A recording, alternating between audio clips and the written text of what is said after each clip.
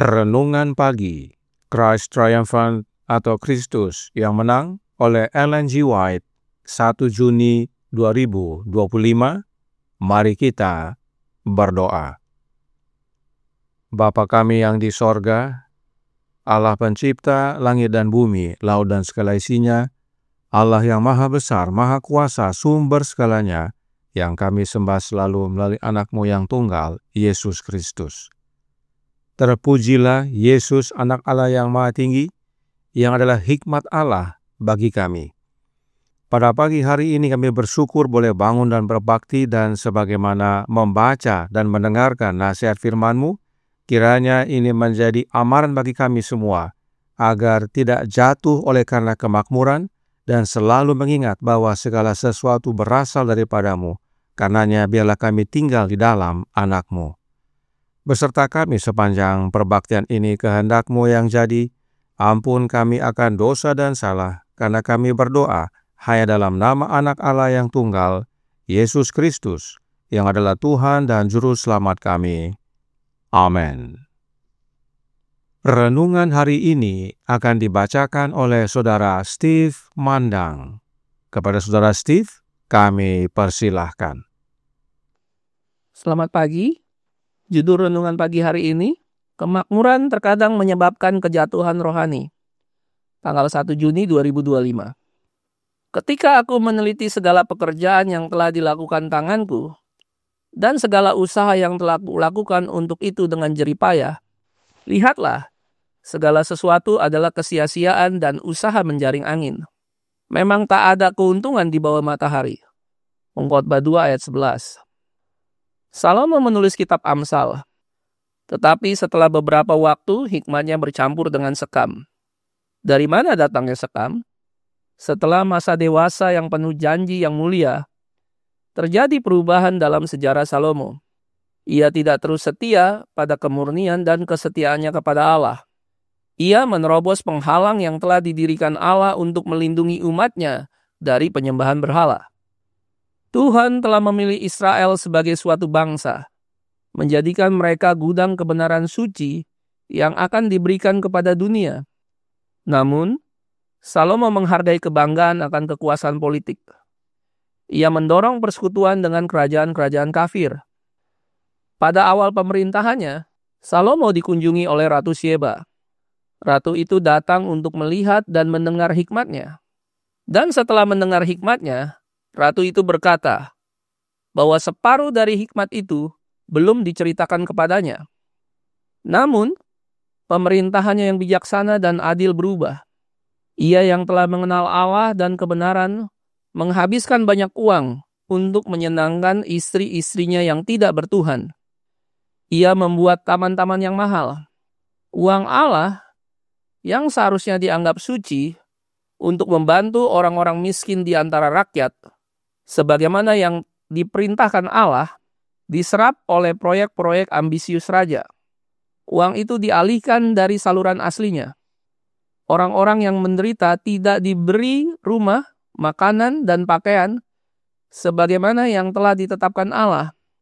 Dengan pengeluaran uang yang berlebihan, Salomo berusaha menyenangkan istri-istrinya dan memuliakan dirinya sendiri. Jadi, ia menggunakan uang yang telah melimpah dan mengenakan pajak yang besar kepada orang-orang miskin. Efisiensi moralnya telah hilang, seperti halnya kekuatan yang hilang dari seorang lumpuh. Ia berusaha menggabungkan terang dengan kegelapan untuk melayani Allah dan Mamon. Ia merasa bebas untuk mengadakan percobaan dengan kebebasan yang liar. Namun, Belial dan kemurnian tidak dapat bercampur. Dan jalan yang ditempuh raja mendatangkan hukumannya sendiri. Ia terpisah dari Allah.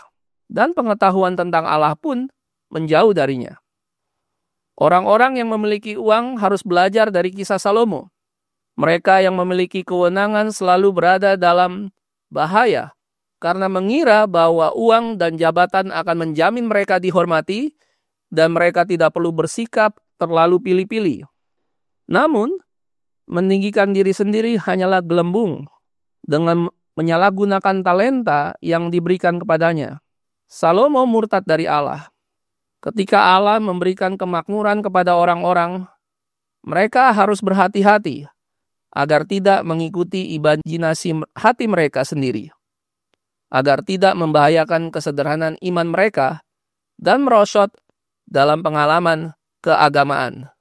Diambil dari manuskrip 40 tahun 1898. Demikianlah bacaan renungan pagi hari ini. Tuhan Yesus memberkati. Terima kasih atas penatalanan Saudara Steve. Tuhan Yesus memberkati. Selamat pagi saudaraku dalam Tuhan. Tentang Salomo, Alkitab berkata dalam 2 Tawarik 9 ayat 23 yang berbunyi, "Semua raja di bumi berikhtiar menghadap Salomo untuk menyaksikan hikmat yang telah ditaruh Allah di dalam hatinya. Dan oleh hikmat yang Salomo terima dari Allah tersebut, Salomo mengajar banyak orang." Apakah yang Salomo ajarkan? The Review and Herald tanggal 7 Desember tahun 1905 paragraf 4 berkata, "Ketika orang-orang dari berbagai negeri mengunjungi Salomo, ia mengajar mereka tentang Allah sebagai pencipta segala sesuatu. Para pengunjung ini kembali ke rumah mereka dengan pemahaman yang lebih jelas tentang Allah Israel dan kasih sayangnya terhadap umat manusia. Dalam karya-karya alam, mereka kini melihat ekspresi kasihnya dan pengungkapan karakternya, dan banyak yang dituntun untuk menyembah Dia sebagai Allah mereka." Hikmat yang Salomo terima, dia gunakan untuk mengajarkan tentang Allah pencipta segala sesuatu kepada banyak orang yang datang kepadanya, dan banyak yang bertobat untuk menyembah Allah yang Salomo ajarkan. Bahkan dalam tulisan lainnya, Roh Nubuat berkata, Prophets and Kings halaman 32 paragraf 3 yang berbunyi, "Nama Jehovah sangat dihormati selama bagian pertama pemerintahan Salomo. Kebijaksanaan dan kebenaran yang diungkapkan oleh raja menjadi saksi bagi semua bangsa tentang keagungan sifat-sifat Allah yang dia layani. Untuk sementara, Israel menjadi terang dunia, menunjukkan kebesaran Jehovah." Nama Jehovah adalah karakternya, sebagaimana Keluaran 34 ayat 5-7. Dan hal itulah yang disaksikan oleh Salomo dan Israel kepada dunia. Untuk sementara, Israel menjadi terang dunia, menyatakan kebesaran Allah Bapa. Tapi sayang, Salomo akhirnya jatuh dan gagal. Israel gagal menjadi saksi Allah di dunia ini. Apa yang terjadi kepada Salomo? Review and Herald tanggal 28 Desember tahun 1905 paragraf 1 berkata, "Salah satu pengaruh paling kuat yang menyebabkan kemurtadan Salomo adalah kesombongan akan kemakmuran." Mengapa kesombongan akan kemakmuran membuat Salomo murtad? Karena Education halaman 152 paragraf 3 berkata, "Namun, kesombongan akan kemakmuran membawa perpisahan dari Allah. Dari sukacita persekutuan ilahi, Salomo beralih mencari kepuasan dalam kenikmatan indrawi." Tidak heran Salomo menjadi murtad karena sombong akan kemakmurannya. Salomo terpisah dari Allah.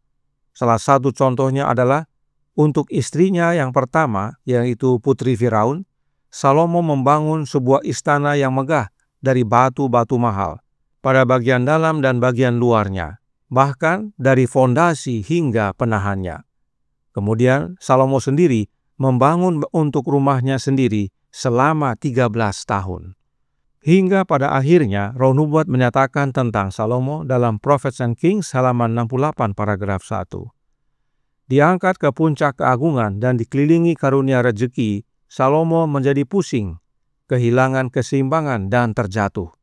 Karena terus-menerus disanjung oleh orang-orang dunia, dia pada akhirnya tidak mampu menahan sanjungan yang disodorkan kepadanya, kebijaksanaan yang dipercayakan kepadanya agar ia dapat memuliakan Sang Pemberi, membuatnya merasa bangga. Artinya, gantinya Salomo memuliakan Allah sebagai sumber segalanya, dia merasa bangga, merasa itu dari dirinya sendiri. Salomo akhirnya mengizinkan orang untuk menyebut dia sebagai orang yang paling layak dipuji karena kemegahan bangunan yang direncanakan dan yang didirikannya. Bangunan yang seharusnya untuk kemuliaan Allah menjadi kemuliaan dirinya. Itu sebabnya renungan hari ini berkata dalam Christ Triumphant halaman 159 paragraf 3. Namun pemerintahannya yang bijaksana dan adil berubah. Ia yang telah mengenal Allah dan kebenaran menghabiskan banyak uang untuk menyenangkan istri-istrinya yang tidak bertuhan. Ia membuat taman-taman yang mahal. Uang Allah yang seharusnya dianggap suci untuk membantu orang-orang miskin di antara rakyat, sebagaimana yang diperintahkan Allah, diserap oleh proyek-proyek ambisius raja. Uang itu dialihkan dari saluran aslinya. Orang-orang yang menderita tidak diberi rumah, makanan, dan pakaian sebagaimana yang telah ditetapkan Allah. Dengan pengeluaran uang yang berlebihan, Salomo berusaha menyenangkan istri-istrinya dan memuliakan dirinya sendiri. Kondisi moral Salomo telah hilang, sebab Salomo berusaha menggabungkan terang dengan kegelapan. Apakah Salomo berhasil? Oh tidak. Salomo malah menjadi terpisah dari Allah, dan pengetahuan tentang Allah pun menjauh dari Salomo. Salomo menyalahgunakan talenta dan hikmat yang Allah karuniakan kepadanya. Salomo menyalahgunakan kemakmuran yang Allah berikan kepadanya. Gantinya berhati-hati dengan kemakmuran yang Allah berikan, Salomo malah ikut imajinasi hatinya sendiri, yang akhirnya mengakibatkan kemerosotan kehidupannya. Oleh karena itu, kita perlu mencontoh kehidupan Paulus. The Acts of the Apostles halaman 128 paragraf 1 berkata, sepanjang pelayanannya kemudian, Paulus tidak pernah melupakan sumber hikmat dan kekuatannya. Dengarkan dia, bertahun-tahun kemudian masih menyatakan, karena bagiku hidup adalah Kristus. Filipi 1 ayat 21. Paulus tidak pernah melupakan sumber hikmat atau kebijaksanaannya, yaitu Yesus Kristus. Sebab Allah Bapa karuniakan hikmat-Nya melalui anaknya. Itu sebabnya Paulus tuliskan dalam 1 Korintus 1 ayat 30. Tetapi oleh Dia, yaitu Bapa, kamu berada dalam Kristus Yesus, yang oleh Allah telah menjadi hikmat bagi kita. Ia, yaitu Yesus, membenarkan dan menguduskan dan menebus kita. Salomo memang sempat lupa dan menjauh dari Allah, namun pada akhirnya dia bertobat dan kembali. Tetapi pengalaman kejatuhannya sebenarnya tidak perlu terjadi bila Salomo hidup seperti Paulus. Itu sebabnya Paulus berkata, karena bagiku hidup adalah Yesus. Dalam ayat lainnya Paulus berkata, namun aku hidup, tapi bukan lagi aku sendiri yang hidup, melainkan Kristus yang hidup di dalam aku. Galatia 2 ayat 20. Bagi Paulus, Yesus adalah segala-galanya. Dirinya mati dan Yesus yang hidup. Inilah sukacita yang sejati, yaitu sukacita di dalam Yesus. Kiranya pelajaran ini menjadi nasihat bagi kita semua, agar tidak melupakan Allah Bapa yang adalah sumber segala sesuatu dan yang mengaruniakan segala sesuatu kepada kita, termasuk hikmat, melalui dan di dalam anak-Nya. Tuhan memberkati, saya bawa dalam nama Yesus. Amin. Mari kita berdoa. Bapa kami yang di sorga, Allah pencipta langit dan bumi, laut dan segala isinya, Allah yang maha besar, maha kuasa, sumber segalanya, yang kami sembah selalu melalui anak-Mu yang tunggal, Yesus Kristus. Terima kasih atas nasihat yang menguatkan pada pagi hari ini, agar kami tidak jatuh seperti Salomo, oleh karena berkat-berkat yang Kau karuniakan bagi kami, ya Tuhan. Berkat-berkat yang seharusnya membuat kami bersyukur kepadamu, memuliakan nama-Mu, malah kami jadikan kebanggaan diri.